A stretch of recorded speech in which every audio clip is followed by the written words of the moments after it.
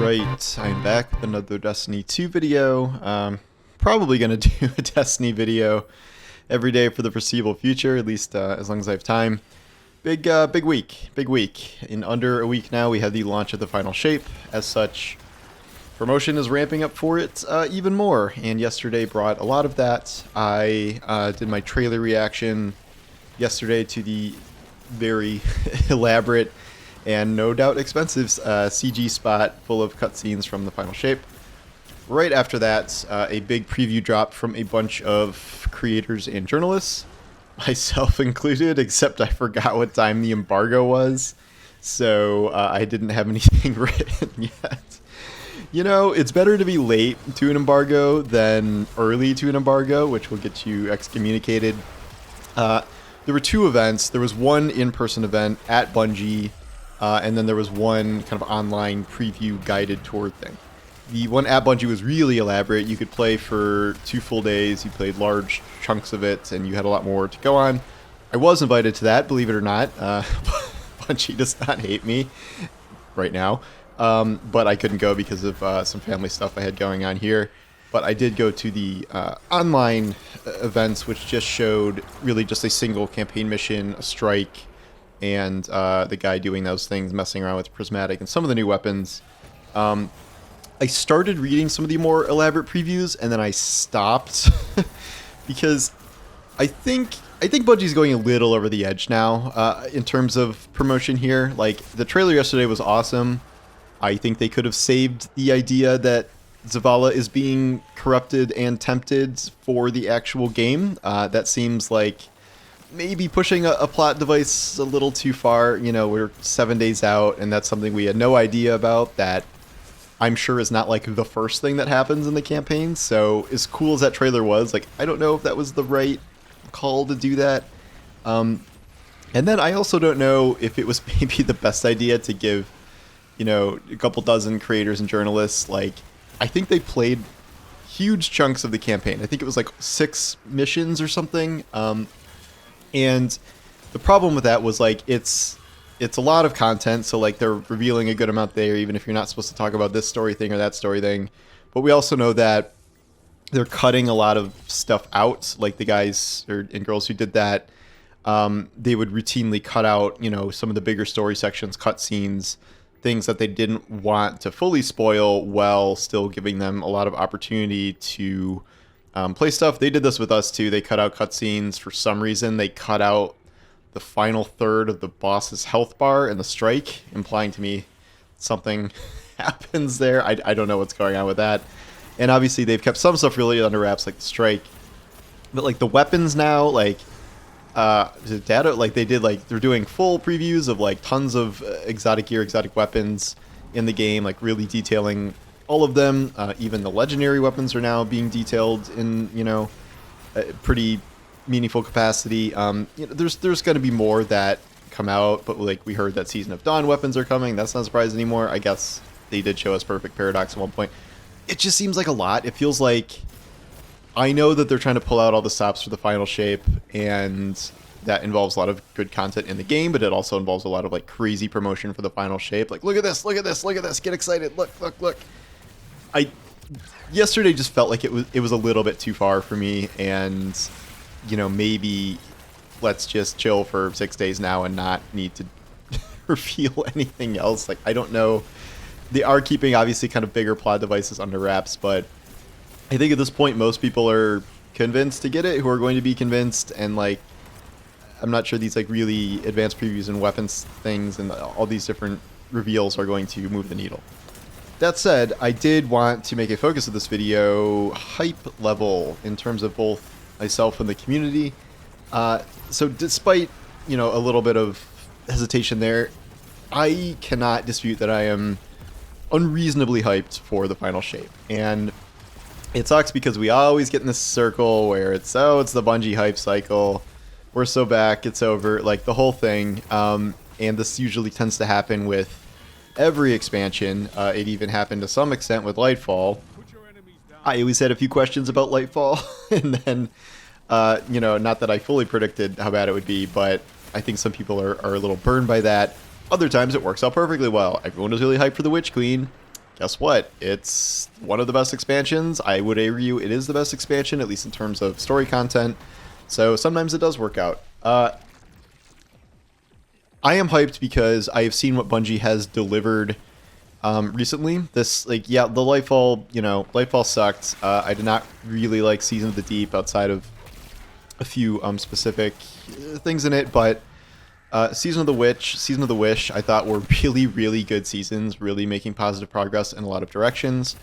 And obviously the Into the Light era here, where they've done all these different things, Pantheon, Onslaught, new Crucible maps, like big stuff. And then the reveals of what they're doing for Final Shape, the Dread, the new enemy race, Prismatic subclass, everything they have revealed. The story stuff looks great. What they have talked about, the environment design is nuts, both in terms of what they've shown and like what I saw internally. Like the strike design was really awesome, and you just have employee after employee being like, we put goddamn everything into this.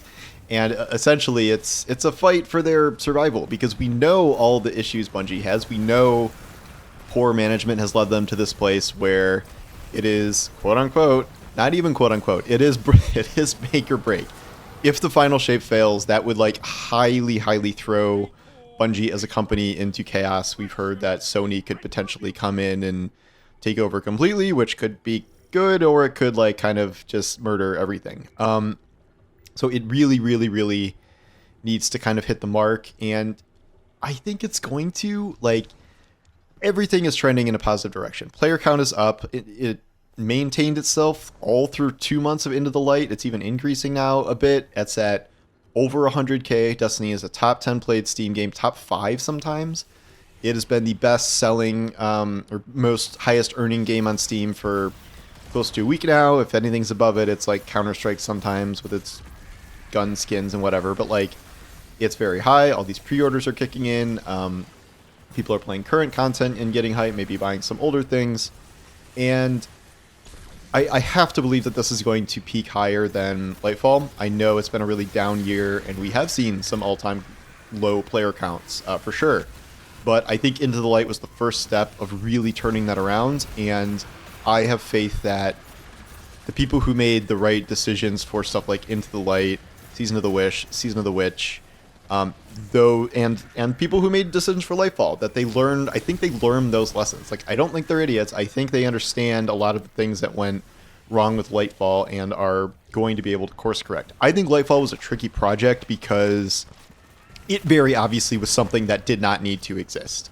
I think we can all agree with that by now, where that was invented to put something in between the Witch Queen and the Final Shape because they needed more time.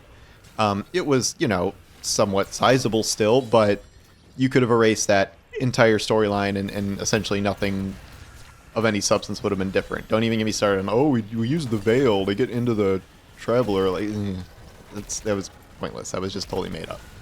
But, so I think that was like a unique case where they had to sort of invent something out of nothing and work with what they had to, which is a tough position to be in, whereas this, you're not just inventing the finale of a 10-year series like this, in the last 6 months or year. This is something that's going to realize ideas that they have been building for many years. Sometimes it's sort of bullshit. Like, they go back on time and they kind of retcon things. Like, the Exo Stranger was never supposed to be Elsie Bray, but like, they brought it back. The Black Heart was never supposed to be a Vex prototype of the Veil, but they did that. Here, the Veil statues were never going to be whatever they're doing with Zavala, like, but they're making those now, which is, I can forgive that. That's fine. But there are, like, very solid things that are in place that, have been in the works for years now. And it is true that a long time ago, Bungie did not really have any concept of what the darkness was, other than this nebulous force. I think that was back in the story is in chaos days, before they really got a handle on things, and now that has changed. I do think this has been a long-term plan, and this is a culmination of many years of work, not necessarily, an idea they had in mind on day one, but, something that is certainly, it's going to have more thought put into it than, say, Lightfall. I have not seen anything really that's a warning sign. I know a couple of the previews are like this and that, and like the first mission I saw was like, it's a mission. There's platforming. You're fighting some Taken, but I think it's too hard to judge this out of context. Like, how does it feel when you're playing in Legendary mode? How does it feel when all the cutscenes are in? How does it feel when you're playing everything in a row? Like, what's the raid going to be like from a story perspective? What's the final mission after the raid gonna, like, there's so many unknowns that I just don't think there's any place to make a judgment right now. People are like, the map is too small. It's like, man, you don't know how small the map is. Just because there's one landing point doesn't mean it's a small map. There's all these winding tunnels. Like, you don't know. And I remain, very, very optimistic about all this. And this, I am someone I have, 60% negative articles about Destiny, 20% neutral, 20% positive over the years. I just made that up. But, like, I have criticized Destiny a whole lot. And yet, I'm here. I'm still writing about it. I write about things that hype me up or give me hope when they happen. And that is where I have been since Into the Light launched. Although, again, I have sung the praises of Season of the Wish and Season of the Witch in particular this year, as I thought they did some really, really good things with the seasonal model that I hope continue into the episodic model. So I think Budgie is on a positive trend line. I think they can go back to, the quality that we saw in Witch Queen for this campaign. I have some remaining questions of, like, is the Witness ever going to really be a good villain? But from what I've seen from some of the new story content, I think they are developing him better than before. The stuff with Zavala's corruption temptation is very interesting. The idea, I don't know, are we going to fight a corrupted Zavala? That would be nuts. And Destiny seems to be wanting to do things that are kind of nuts these days, so who knows? Yeah.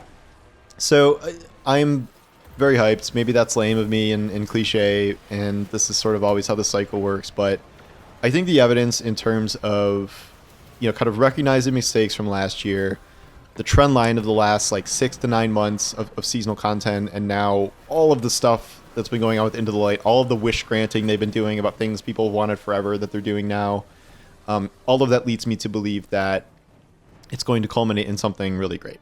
We will see what happens right after that. I think there will be player drop-off. I've talked about this many times, but the good news is that the episode starts a week later, so if you're engaged with Final Shape, chances are you may end up being engaged for a week to start playing the episode.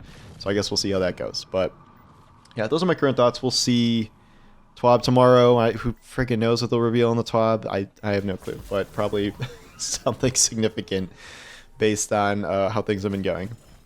Just let off the gas a little bit. I think we're good on marketing now, so let's chill. But anyway, thanks for watching, and I'll talk to you soon.